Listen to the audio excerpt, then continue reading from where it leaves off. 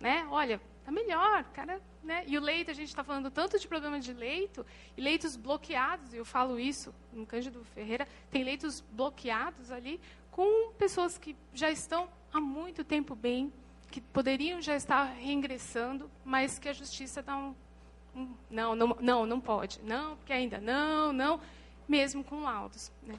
E aí a minha pergunta, né, vai direcionada ao doutor, em relação o que está sendo feito em relação aos magistrados, né, aos juízes, para ampliar essa conversa. Porque toda vez que eu vejo muito pontual. Eu vejo um juiz aqui querendo fazer esse diálogo, um outro, eu já fui em São Paulo, já fui em discussão em várias cidades, e que é muito tímido.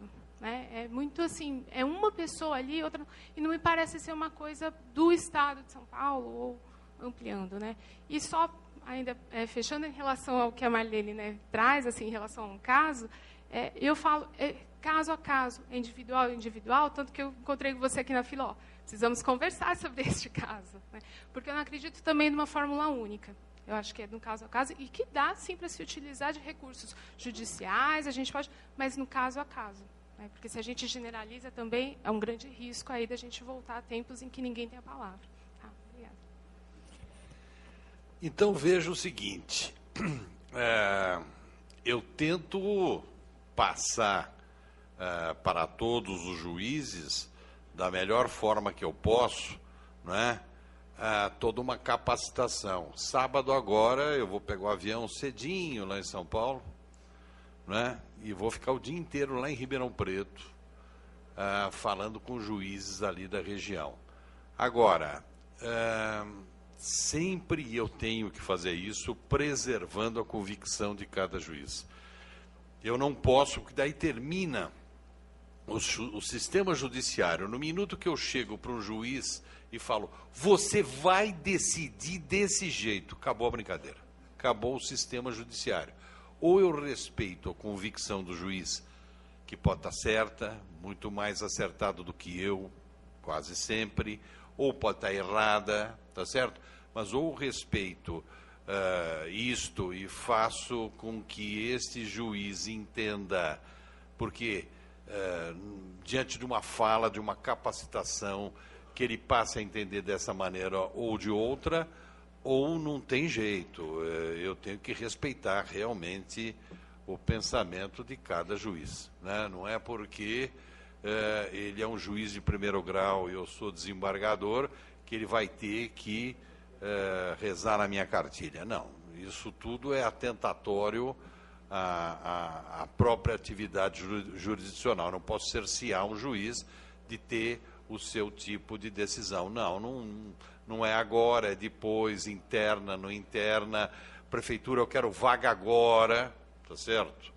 Eu quero vaga agora em meio aberto, eu quero agora vaga para internação compulsória, né? Tudo isso vai de juiz para juiz, e é evidente, não é só o juiz, é o promotor que está do lado dele, é o advogado da pessoa, o defensor público, que também vai estar trabalhando nessa grande operação do direito. Tá? Bom dia, eu sou Paulo, sou conselheiro tutelar em Campinas, na região sudoeste.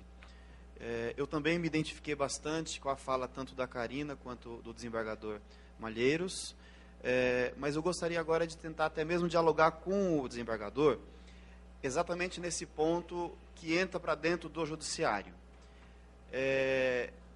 Concordo bastante com a Carina, no sentido de dizer que a rede de atendimentos precisa ter esse diálogo sobre os casos individualmente no atendimento. No entanto, uma coisa que me preocupa bastante é o fato da rede de atendimento não dar conta da demanda. E aí o gestor público, o prefeito, os secretários, acabam priorizando investimento em áreas, preciso dizer aqui, enquanto a criança e o adolescente, que deveria ser prioridade absoluta, conforme prevê o estatuto, não é priorizado. Em Campinas, na saúde mental, nós temos apenas 2 leitos hospitalares no Hospital Ouro Verde. 2, uma cidade de 1.200.000 habitantes. Nós temos 2 CAPs, que funciona de segunda a sexta, das 8 às 17 horas. O adolescente que está em situação de rua, que está no crack, ele não escolhe horário para usar o crack.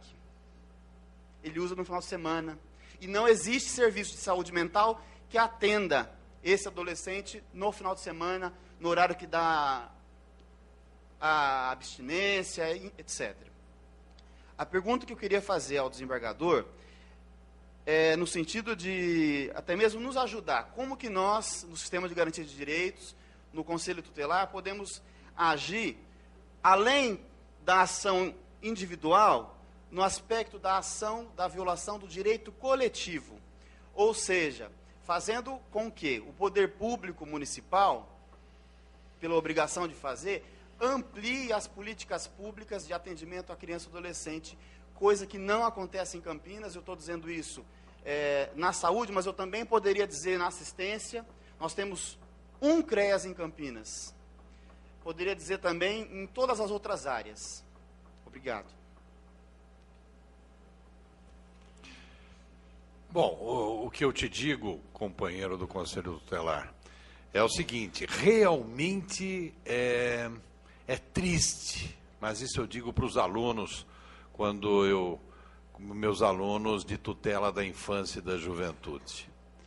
A criança e adolescente, eles são prioridade na letra fria da lei.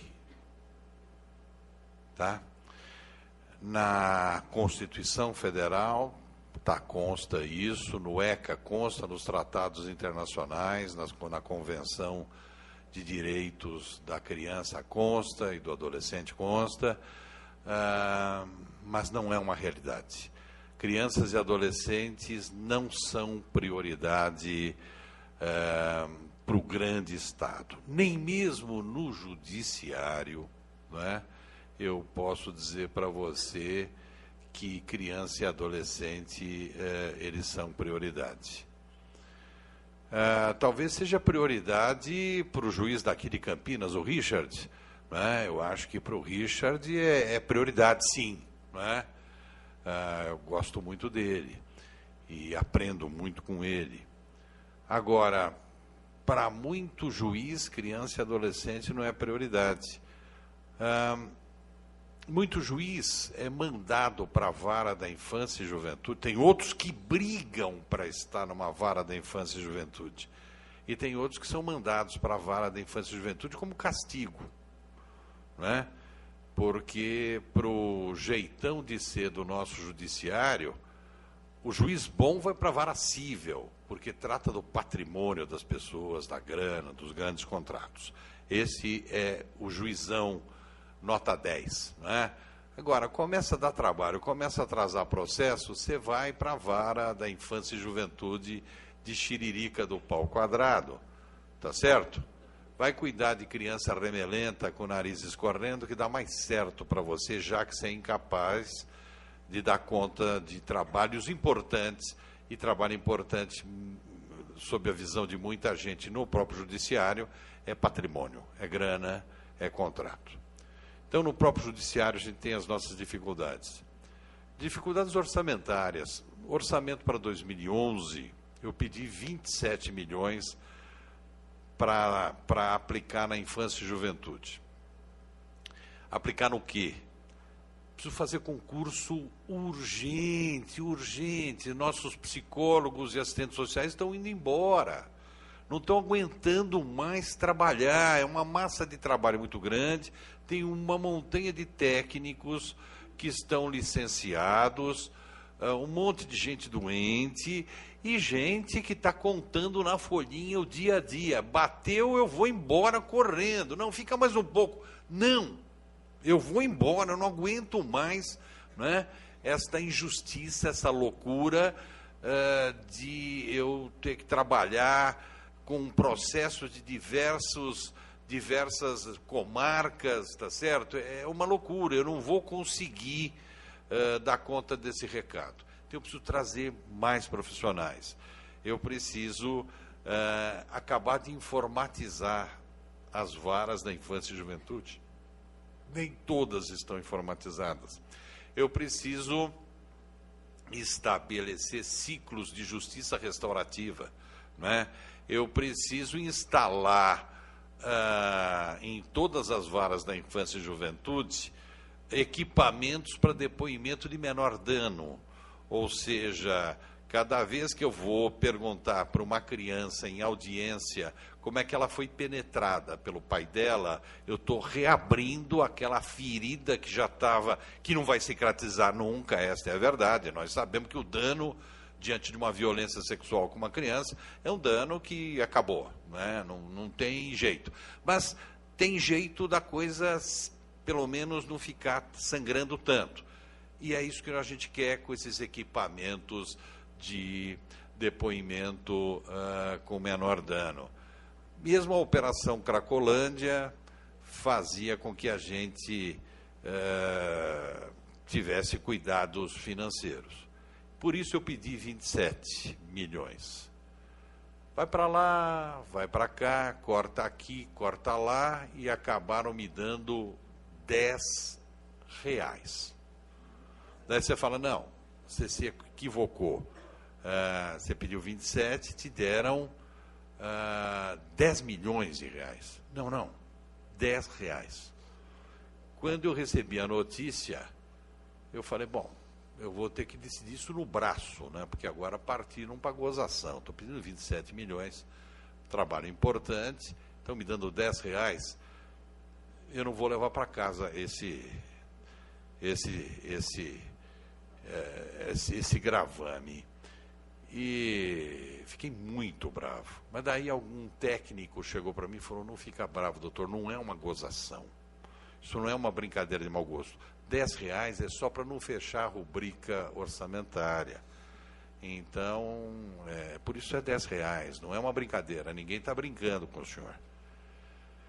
Mas fui falar com o presidente do tribunal, falei, não é possível, eu preciso de dinheiro. Ele falou, olha, acabei de fazer um acordo aqui com o governador, nós vamos retirar todas as emendas, né? Em troca, nós vamos receber uma suplementação de verba. O que eu acho vergonhoso, você entendeu? No minuto em que o Poder Judiciário continuar atrelado financeiramente ao Poder Executivo, ele nunca vai ser poder de verdade. Vai ser sempre um departamento, vai ser sempre uma secretaria do Poder Executivo. Mas é uma vergonha essa coisa me dê uma esmolinha, pelo amor de Deus, senhor governador. Eu acho uma vergonha uma coisa dessa. Mas, enfim, é o que tem. Lamentavelmente, me disse o presidente, falou, vou receber uma suplementação de verba, e dessa suplementação de verba, Malheiros, prometo, eu tiro um pedaço e te dou. Evidentemente, longe dos teus 27 milhões, mas te dou um pedacinho. Não tem mais nada para fazer, eu aceito o pedacinho que você me der, presidente. Passada uma semana, o presidente morreu. Ou seja, não recebi o pedacinho. Para este ano, eu que odeio números, eu não vi a hora de terminar minha 4ª série ginasial para ir para o curso clássico, estudar filosofia, psicologia, né? Porque eu não gosto de número. Tabuada eu sei só até a do 7. No 8 eu já me confundo. Fui estudar orçamento, com cálculos, fui estudar. Desta vez eu falei, vou me tornar um especialista em orçamento. E fizemos um orçamento belíssimo. Não era mais 27, não estava valendo mais 27 milhões. Agora 64 milhões. Muito bom. Foi para lá, foi para cá, corta aqui, corta lá, R$10. Só que desta vez, né, o presidente do tribunal de então, doutor Bedran, não conseguiu me segurar. Não, Malheiros, vê o que você vai fazer. Eu falei, sai da minha frente, eu estou indo para a Assembleia Legislativa. Falei com todos os deputados, todos, de todos os partidos, fiz sustentação oral no Colégio de Líderes e pela primeira vez na história do Brasil, acolheram parcialmente, mas acolheram, esse é o precedente, uma emenda em relação ao orçamento. E não me deram 64 milhões, mas me deram, desta vez, 10 milhões. Desta vez, 10 milhões de reais. Tá certo? Venci na Assembleia. Foi a primeira vez na história do Brasil que isso aconteceu. Agora, você quer saber de um troço? Já estou na minha 7ª reunião com a minha assessoria e eu não sei o que fazer com os 10 milhões, porque se eu ponho para aqui, descobre aqui. Se eu ponho aqui, eu não sei, eu vou ter que, sabe, jogar em pessoal mesmo. Eu preciso de técnicos da área da psicologia, do serviço social, eu vou valorizar isso, não é? Talvez esqueça os equipamentos e tudo mais. Enfim, daí para você perceber que infância e juventude realmente não é prioridade. E o que fazer? Ação civil pública, meu querido. Defensoria pública, que eu vejo uma das carreiras mais bonitas jurídicas. Se eu voltasse a ser jovem novamente, estivesse saindo da faculdade de Direito, eu prestaria um concurso para ser defensor público, né? Para trabalhar com os pobres ao vivo e a cor, pelo direito deles, ainda por cima de quebra, levar dinheiro para casa no final do mês. Não é? Então, seria um defensor público hoje. Defensoria Pública está aí para isso, ou o Ministério Público, tá certo? Eu acho que são os órgãos mais eficazes para virem com ações civis buscando coletivamente uma solução para aquele tipo de coisa. Não no pontual. No pontual a gente resolve de outro jeito. Aquele casinho aqui, o casinho ali. Mas o grande avanço coletivo vem pelas ações civis públicas que o Ministério Público pode promover e a Defensoria Pública pode também. Acho que o colega agora faz, então, a última pergunta da manhã e a gente, então, logo conclua a resposta, nós podemos ir para o almoço, tá bom? Tem uma lista aí com restaurantes, vai estar lá na frente, tá? Aqui do entorno, e nós voltaremos exatamente 1 hora depois do horário que sairmos, tá bom? Eu sou o Nelson, sou articulador de saúde mental do Departamento Regional de Saúde aqui de Campinas, Secretaria de Estado. Mas gostaria aqui de estar me colocando como cidadão, como psicólogo, como profissional de saúde. A primeira questão que eu acho importante a gente reconhecer é que o Sistema Único de Saúde, se não é a única, é a primeira política inclusiva no Brasil, né? Porque ele se propõe a ser universalista.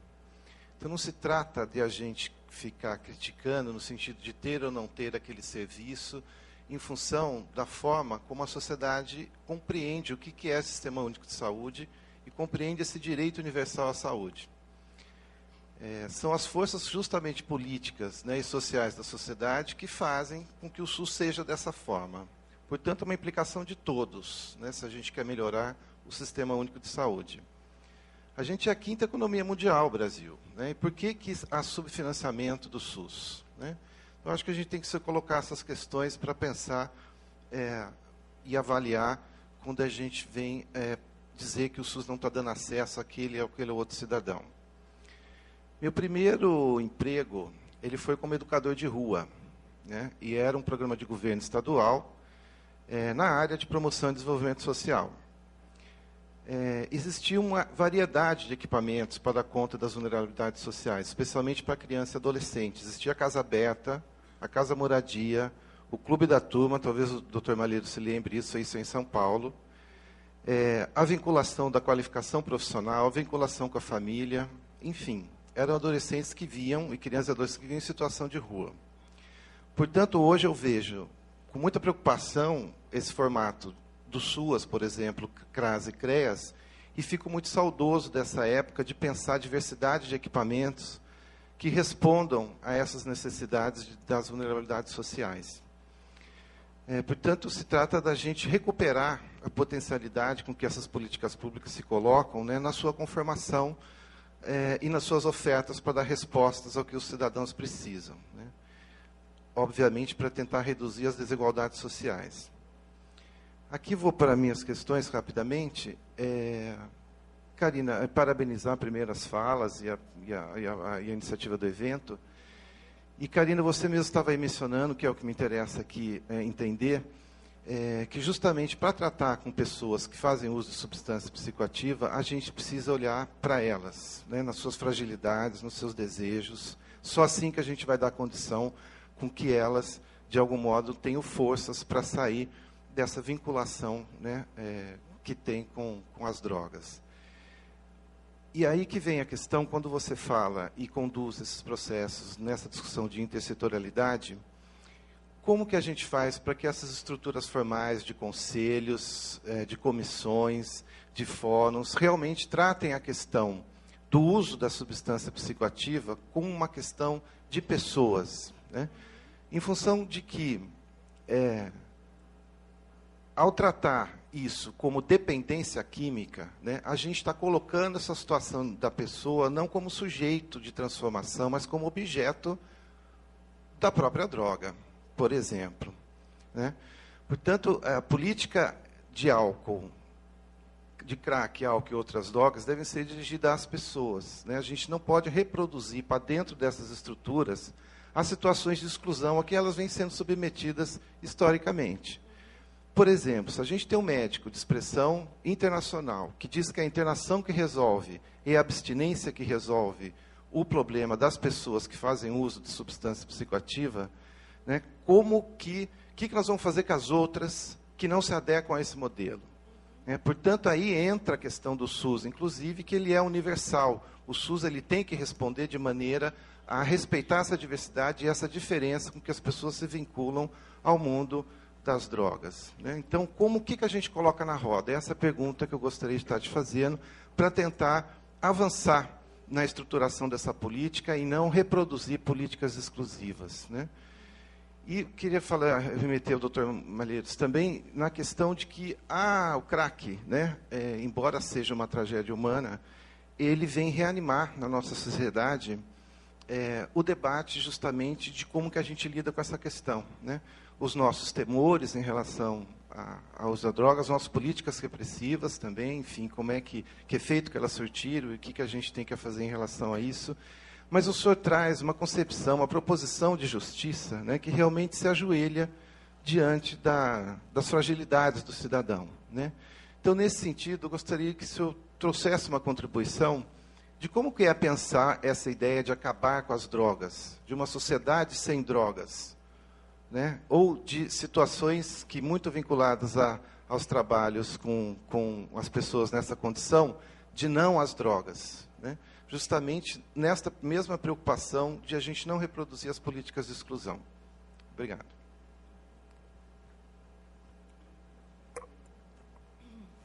Olha, eu espero ter entendido a sua pergunta, tá? E vou, se a minha resposta não estiver adequada à sua pergunta, você repete ela para mim, tá bom? Bom, em primeiro lugar, é o que eu falei aqui agora há pouco, né? O nascedor, os porquês da utilização, né, de um indivíduo ser mais frágil ou menos frágil a essa relação de entrada de um elemento que vai tirá-lo um tanto da realidade, do contexto. Geralmente a gente vê um contexto de dor, de dolor, né? De dolor muito específico, que acaba sendo algo que reforça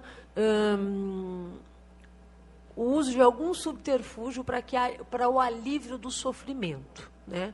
Isso é o que você vê geralmente quando você fala de motivos para a dependência. Bom, cada história traz os seus porquês, traz o seu nascedor, mas uma coisa é fato. Existem alguns elementos que nós podemos olhar de maneira global, num primeiro momento. O sofrimento coletivo e social, né, ele é um facilitador do uso de recursos para que você faça o quê? Se afaste dessa realidade tão real e dolorosa, né? Entendendo cada indivíduo e cada grupo que faça uso de substâncias e as suas especificidades, dentro da especificidade do grupo, o profissional de saúde ou o profissional que atende esse indivíduo tem de olhá-lo com esse pano de fundo coletivo, mas sempre com uma lupa pessoal. os indivíduos fazem usos de maneiras de aliviar o peso e o dolor da realidade dos mais variados, e o uso de drogas, às vezes, é um deles, né? Eu tenho a impressão que eu estou te dando uma para-resposta, como diriam os psiquiatras, aquela resposta que bateu na trave, mas não foi diretamente no que você perguntou. É isso?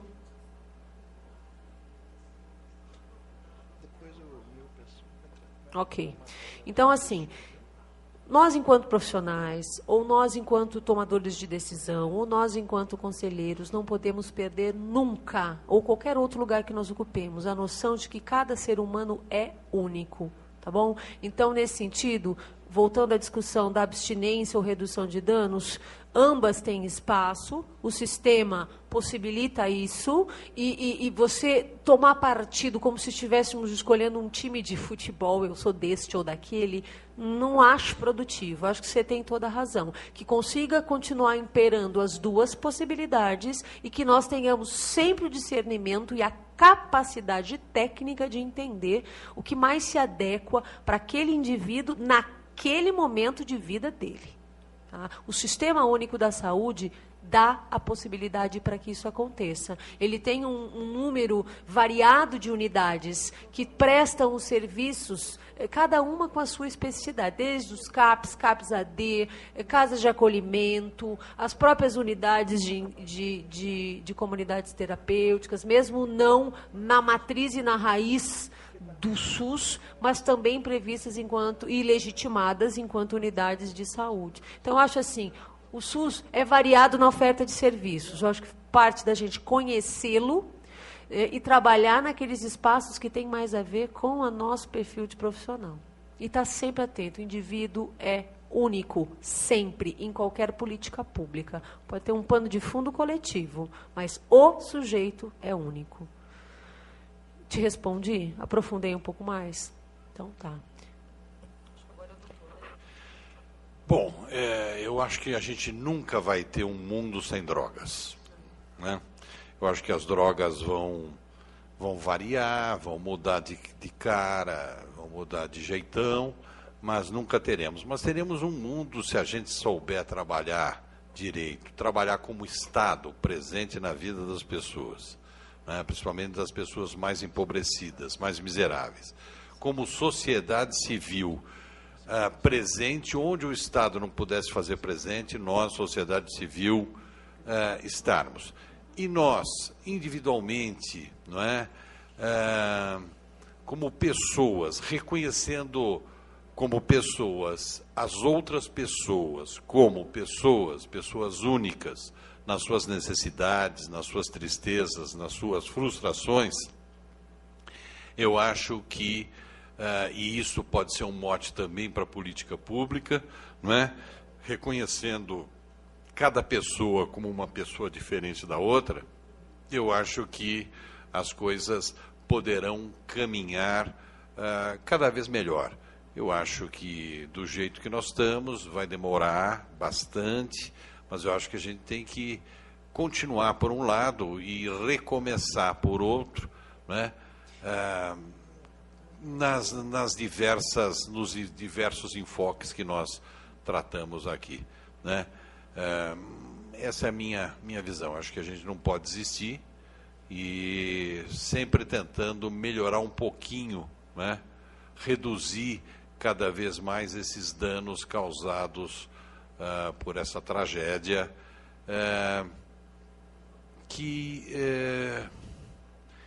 essa tragédia que não vem nas asas do demônio, não é? Eu acho que essa tragédia vem da nossa própria ausência na vida das pessoas, das crianças e jovens que ficaram sem horizontes porque nós não soubemos ser professores deles, nós não levamos educação pública. Ontem eu estava com o secretário da Educação.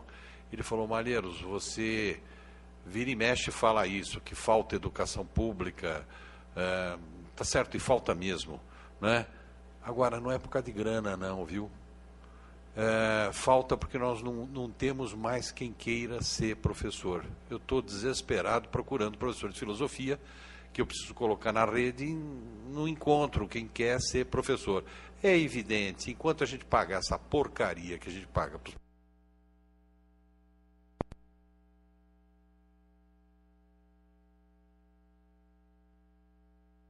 presentes na vida das pessoas, nós médicos que não soubemos atender com paciência, não é? Diante de todos nós, pessoas públicas, que deixamos de atender as pessoas como elas deveriam ser atendidas, surge esse problema das drogas, né? Que reflete exatamente todo um desinteresse político e social que nós destinamos à grande parte das pessoas. Presentes na mesa, pessoal que está aí. Vamos encerrar agora os trabalhos da manhã. 12h22, 1h20, 1h30, de volta, pode ser, pessoal? Porque daí dá um tempo confortável de almoçar, né, de a gente voltar para cá, tá bom? Lá na frente tem uma lista, é isso, com o nome dos restaurantes dos arredores, tá? Até para a gente poder almoçar e ter noção do tempo para o retorno. Espero vê-los todos aqui à tarde, tá bom? Muito obrigada, doutor. Muito obrigada, vereador.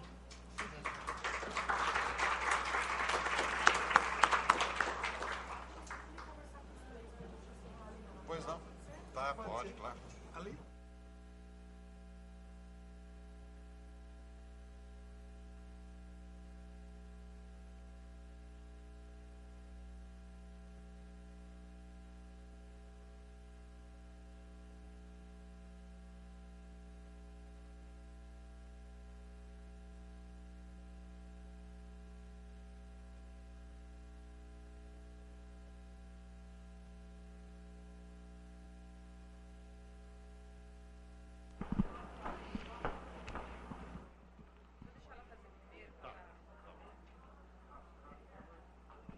Encerrada, então, essa primeira fase do encontro, eu vou falar com o desembargador. Desembargador, o senhor falou de algumas medidas para tentar coibir essa questão das mini cracolândias acabarem se tornando médias e virem para a região metropolitana de Campinas, e falou da questão do atendimento do Estado. Mas hoje, durante a discussão, várias pessoas falaram que existe uma deficiência de equipe, existe uma deficiência de programas. Como o senhor acha que é possível dar esse atendimento para os usuários e resolver essa questão de saúde pública? Olha, nós precisamos nos adequar, não é?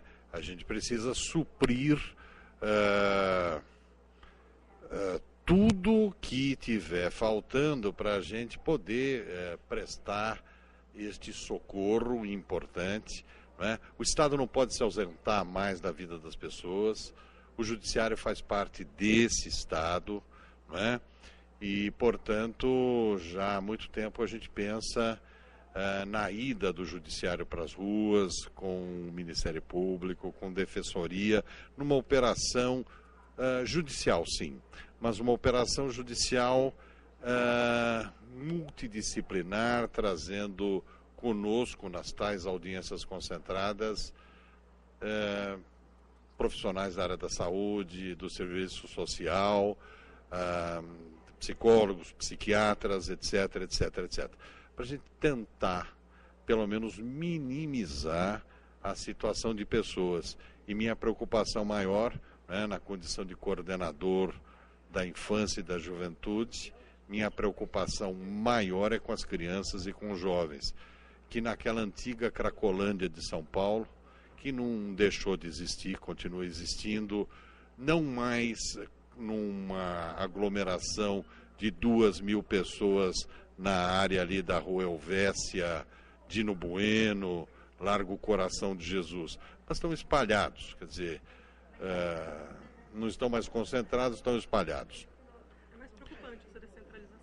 Um horror, né? Essa descentralização torna muito mais difícil a gente trabalhar. Mas, enfim, daquela velha Cracolândia ali concentrada em 2.000 pessoas, 20% são crianças e adolescentes, né? Crianças e adolescentes estão num número muito grande naquele local. Estão espalhados por aí. Então, minha preocupação maior é com eles, e eu entendo que se trabalharmos de uma forma mais unida, mais forte, encarando de frente o problema, né? Vendo como é difícil essa situação de quem está numa situação de dependência química, que coisa forte é isso, né?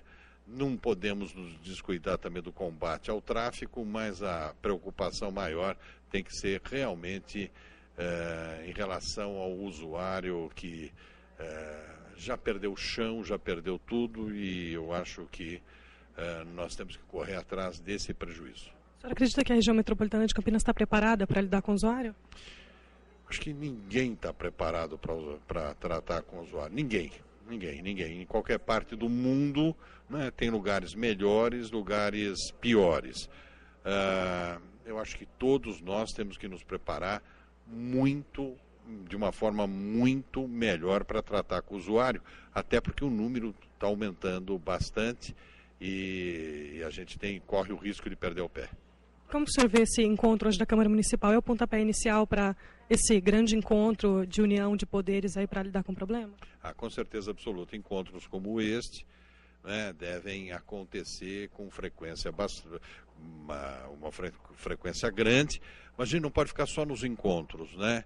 A gente não pode ficar só nas grandes discussões e debates acadêmicos. A gente tem que arregaçar a manga, né, de uma forma organizada, todos juntos, né, e irmos para as ruas para podermos prestar um serviço importante para a comunidade nessa área.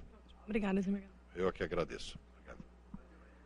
Eu vou falar agora com o vereador Antônio Francisco Politizador, que é presidente da Comissão de Assuntos da Região Metropolitana de Campinas e foi quem encabeçou hoje esse debate para resolver a questão do crack.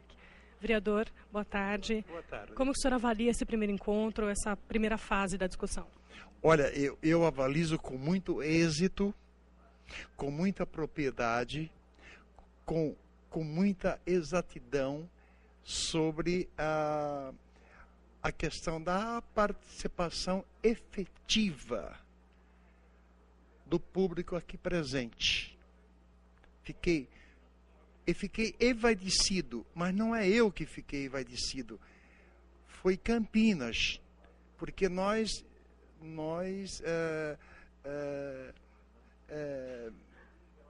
questionamos uma inviabilidade que aconteceu em São Paulo, que não tem assim não era essa a intenção que tinha o governador de estado sobre essa questão do crack em São Paulo. E nós vamos fazer um documento para o governador de estado aqui na Câmara.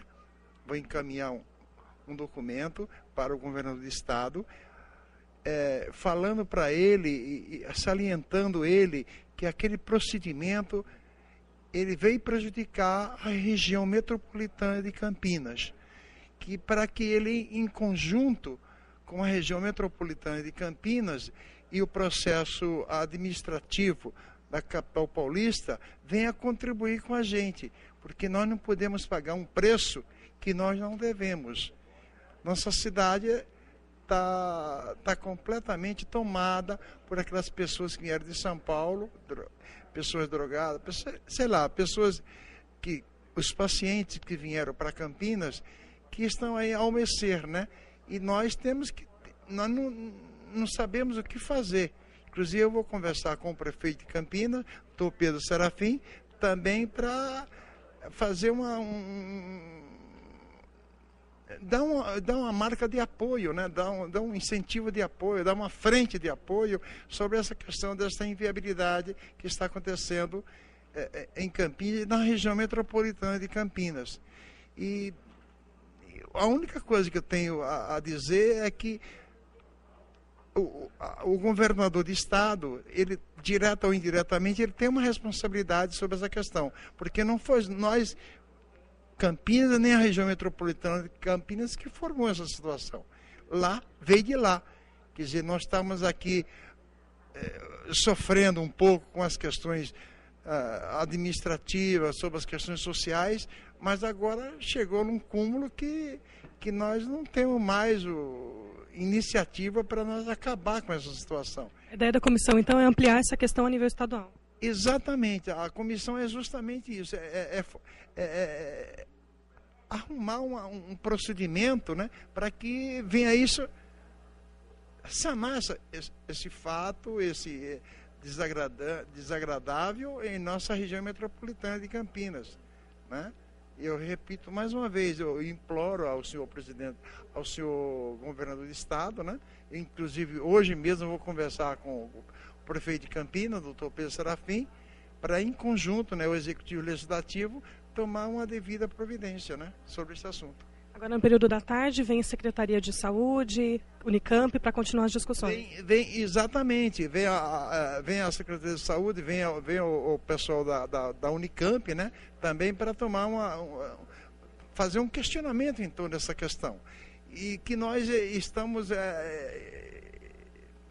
eu tô feliz da vida porque está havendo uma participação efetiva, né, no processo de questionamento desta inviabilidade administrativa, que não digo de Campinas, mas de São Paulo, né?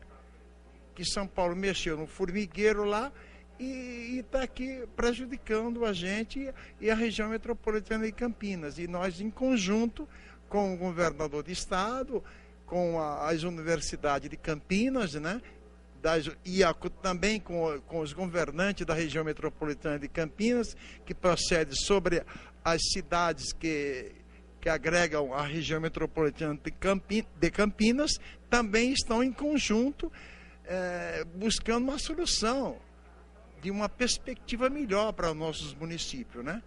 E desde já eu quero aqui agradecer a atenção, principalmente daquelas pessoas que estão atentos a essa situação, que não venha agradar o procedimento administrativo de nossa cidade.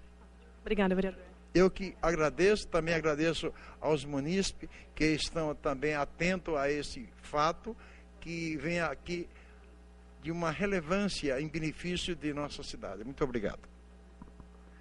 As nossas transmissões então ficam por aqui. A gente volta às 2h30 com a CPI da Saúde, que vai ouvir hoje o secretário municipal de Saúde. Nós agradecemos a sua audiência. Até lá.